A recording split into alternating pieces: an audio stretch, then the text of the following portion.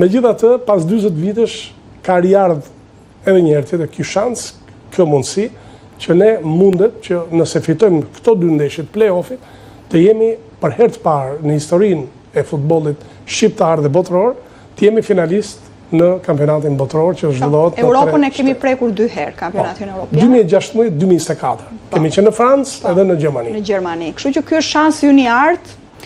Ne le të shpresojmë këtë euron dhe dëshiron me zemër çdo shqiptar, po mbetemi pak te kjo ndeshje, flasim më me detaje, të analizojmë pak listën, mungesat. Do t'ja analizojmë ke diçka tjetër ma thuaj. Desha të them vetëm një gjë. Patjetër. Sepse jam në një ekran shumë të nderuar. Edhe përballë një kolege po kaq, me vlera profesionale dhe njerëzore. Dua të them këtë gjë, nëse ka një gjë që është e vetme që i bashkon shqiptarët, është vetëm kombëtarja. Po. Më thuaj një vend ku janë shqiptarët pa patur, do kenë së zbën. Kjo është shumë e vërtetë. Do kenë probleme, do kenë nasi, do kenë. Aty bashkohen. Vetëm në stadium i ke të gjithë bashkë për një qëllim, për të respektuar simbolin kombëtar, për të respektuar skuadrën kombëtare, që mendoj është ambasadorja më e mirë e Shqipërisë, edhe pse nuk jemi në BE, mendoj që bota dhe Europa na njeh pikërisht nga skuadra jonë kombëtare. Tani tek çfarë ndodh sot? Ka disa mungesa? Po, janë të rëndësishme dy sulmues. Manaj që është Seferi në mos gaboj. Heroi Leskovskit. Që bëri golin. Që sa problem do shfaq mungesa e Manajt sot? Natyrisht që shfaq çdo mungesë për ne është problem. Por mendoj që kjo mungesë do të rikuperohet shumë bukur sepse ne pas shumë ndeshjeve të munguara kemi për herë të parë Muçin. Po, Ernest Muçi, një futbollist që po bën shkëlqyer në kampionatin turk dhe është golçënuesi më i mirë. Në skuadrën e tij ka bërë shumë gola, por edhe në kampionatin turk. Çdo javë gazetarët merren me Ernest Muçin. Është në epicentër, është në vitrinën e futbollit turk. Pra dhe duke qenë sa ai ka shënuar thuajse në çdo ndeshje dhe ka dhënë asis, mendoj që është një produkt shumë i mirë dhe një mundësi shumë e mirë për ekipin tonë kombëtar që kjo mungesë pak a shumë të rikuperohet.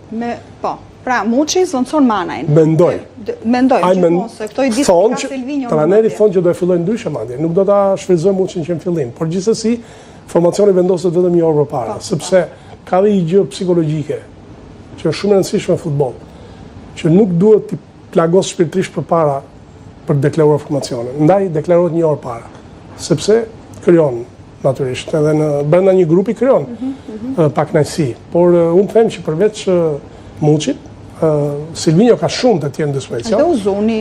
Është Uzuni në krah, është një lojtar shumë i shpejt, shumë i mirë, është Broja, që edhe pse ka kaluar disa dëmtime, kur vjen puna për kombëtarën, mendoj që Broja është një aset i ekipit tonë kombëtar, një lojtar shumë i përgatitur fizikisht, ka një hap gjigant, përplasët, është një lojtar që përplasët, ka goditje në port, një lojtar që jo rastësisht luan në kampionatin angles.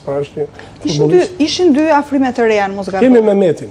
Po, dakor. Është rikthimi me Mehmetin, po kemi dhe Planën. Po, Plana dhe Pilo në mos gaboj. Dhe Pilo që ka ndruar me emrin, sepse tashmë luan për... Janë për herë të parë, Plana dhe Pilo? Po, këta janë të ftuar për herë të parë. I ke ndjekur? Natyrisht, ata janë, nuk është se kanë bërë këtë histori që kanë bërë këta djemë të tjerë. Nuk e kanë këtë përvojë. Ata janë për të plotësuar, më kupton radhët. Pra nuk është se ata mund visi titullar, që kemi korrekt bashkë. Pra ata vinë për të afirmuar fillimisht si pjesë e kombëtares, për të qenë të gatshëm për çdo eventualitet, sepse ne kemi krahun e majt për shembull. Kemi Mario Miten, një lojtar për mua një nga mbrojtësit më të mirë në Europë, jo vetëm në ekipin tonë kombëtar. Mario Miten është një lojtar që ka qenë gjithmonë i qëndrueshëm. Ka patur të njëjtën qëndrueshmëri në çdo ndeshje, të njëjtin shkëlqim. Një mbrojtës i pakalueshëm, teknik, din ku jep topin, ka kokën lart, ndihmon gjithmonë sulmin. Pra sepse është fjera për njërin nga këta të ftuarin kombëtare. Pra është në pozicion, por secili që vjen është i vlerë. Kemi Hoxhën, Arber Hoxhën, që është një mesfushor që ndihmon shumë sulmin. Kemi Uzunin, kemi Brojen. Pra janë edhe lojtarë që janë dalluar në ekipin tonë kombëtar, që kanë shënuar gola me ekipin tonë kombëtar. Arber Hoxha në Kroaci është një nga lojtarët më të mirë. Kështu që kemi një mesfush që është vështirë të përcaktosh se kush do të luajë.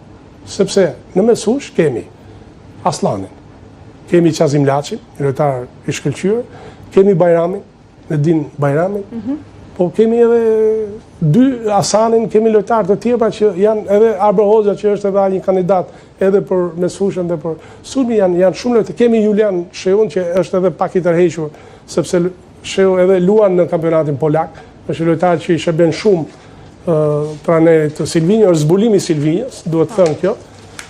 Janë lojtarë që e plotsojnë mesfushën dhe Ramadanin, Ylber Ramadanin. Dhe është vështirë të zgjedhësh për mesfushën. Natyrisht që mvaret edhe nga moduli që do ndjek trajneri, skema që do luaj. Skema, qasja taktike, në këtë ndeshje të rëndësishme. Çfarë gjykon se duhet të ketë parasysh?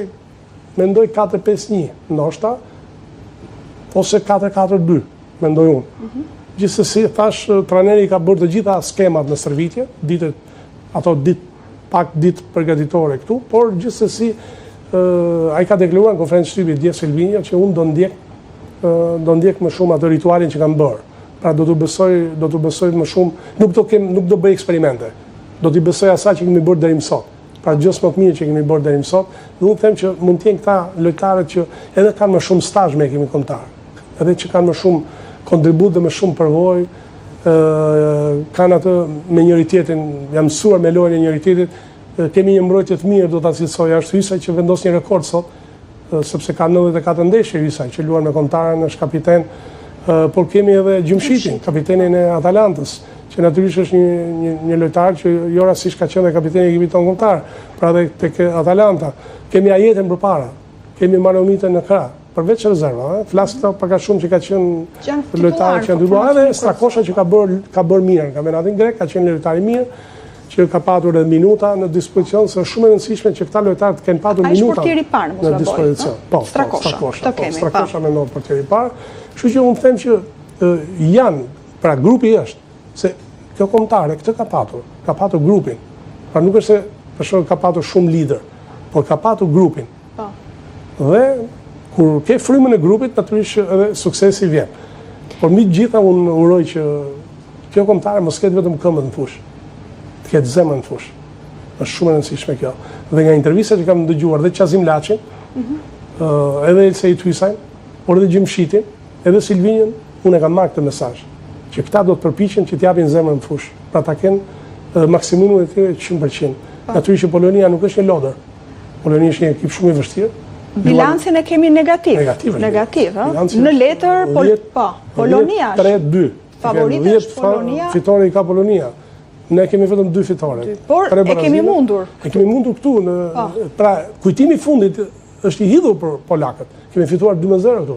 Me 2 gola që kanë qenë gola për vitrin, me golin e Hasanit. Tani, fakti që luajm në Varshavë, me Lewandowskin përballë, sa shanse duke patur parasysh këtë kombëtare, gjithë analizën që bëre për secilin prej tyre dëfrim. Ke parë Polonin në histori e heqim dëshirën që kemi. Po, vendsot me 2 është një lloj sikur të biesh punit me kokë, në kuptimin.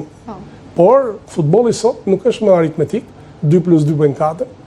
Futbolli nuk është më llogari, në futboll fiton jo gjithmonë ai që është më i rëndësishmi apo më i paguari, sepse kuptohet që Polonia është në vendin e 34, ne jemi në vendin e 63 në renditjen e FIFA-s.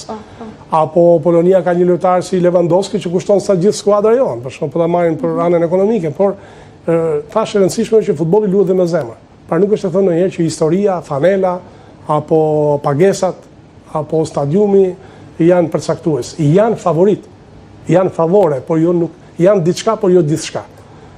Sepse nga 60.000 që me stadiumi, 57 janë polak, sonte. Por, 3.000 atakojnë ne, me bileta, por unë kam zbuluar një fakt shumë interesant. Sot kam patur një telefonat, janë 5 dursak që janë nisur drejt Polonisë. I pyeta si i keni gjetur biletat. I kemi marrë nga Gjermania. Pra janë prerë nga shtetas gjerman dhe janë marrë nga njerëzit tanë. Pra e kanë gjetur gjithmonë një mundësi për që në stadium sonte, për që në pranë. Pra njerëzit sakrifikojnë bruna dhe nuk pyesën sa kushton bileta. Unë kur isha në Gjermani para 2 vitesh, në finalet e Europiane, nuk pyesë sa kushton bileta. A gjen dot bilet? Imagjinoje. Kemi gjuar dhe këtu në Mosgaboj, gati 1.000 euro. E mbajmë shumë mirë, një vajzë e rega që në mikrofonin a dy CNN ka thënë 1.000 euro bileta.